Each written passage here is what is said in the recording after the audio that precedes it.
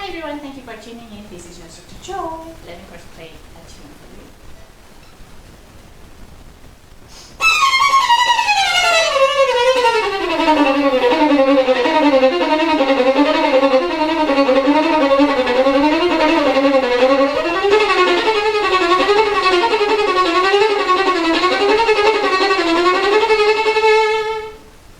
This was beginning of the famous flight of the Bumblebee. So today I'd like us to talk about chromatic runs. Chromatic runs are the one that's made of half steps or semitones. Half steps for us means when we put fingers together, like first and second finger, those are semitone or half step, or those are half steps.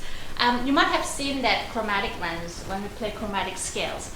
So I want us to talk about different types of fingering choices that we have when we have any chromatic runs or chromatic scale.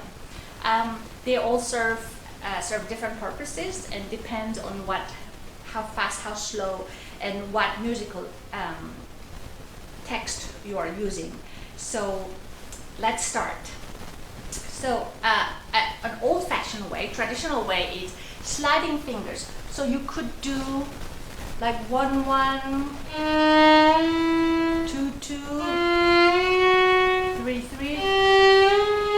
So that's kind of easy for us to remember because we just slide one finger back and forth. So that's first way, easiest way. The only downside with sliding fingers when you do chromatic scale is that, as you can hear, that you hear the sliding notes, which are not very, not always the best, especially when you have to use slurred bow.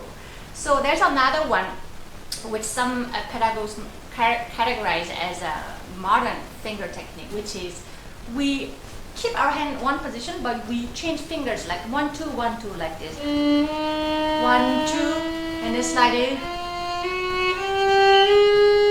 So here, even though we're changing from 1 2 and then kind of shift it, which we call it half shifting, because we're not moving our entire hand or we're not moving the position of the thumb. So we're keeping the thumb, but we're just kind of sliding finger. So it goes like this. Sorry. So nice thing about this one, it gives it very clear tone, and especially if you have to do fast runs. So it gives us nice, very clear tone, and it's actually easier for us to hear as well, and for the audience as well. There's another fingering that we use 1 2 3 1 2 3. 1 2 3, and then here we need to do a complete shifting.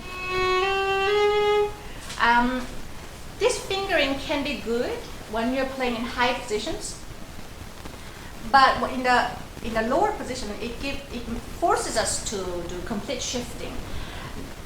Remember, whenever we shift, the entire shifting, not half shifting, which means, so there are a lot of shifting videos that I made, but basically there's a complete shifting, meaning you move your entire hand, or there's a half shifting, which means you keep your hand, just slide one finger, and later you adjust the hand, or sometimes you don't adjust that well.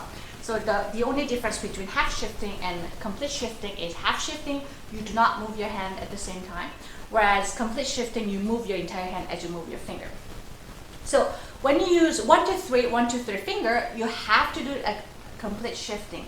Whenever we move our hand, there's a little risk of losing the intonation. So that's the only downside. However, when you play very high position, so from third to upwards, if I do 1 2 1 2 fingering, it may help us not to move our hand too much, but at the same time, there are too many moving parts. So like, so if I want to do fast, sometimes it's not the ideal. So often, not always, but often a lot of violinists choose to play 1 2 3 1 2 3 when it's extremely high position, so that we only shift once instead of 3 when we use 1 2 1 2 fingerings. And also, as you notice, as you get higher, the distance between fingering gets really, really close. So 1, 2, 1, 2 becomes really hard because we need to fold our fingers, which has 1, 2, 3 gives us a little more chance to be able to fold our fingers a little better. Yeah. So I hope this gave you some ideas of choosing fingerings when we have to play chromatic runs. Thank you for watching and hope to see you again. Bye.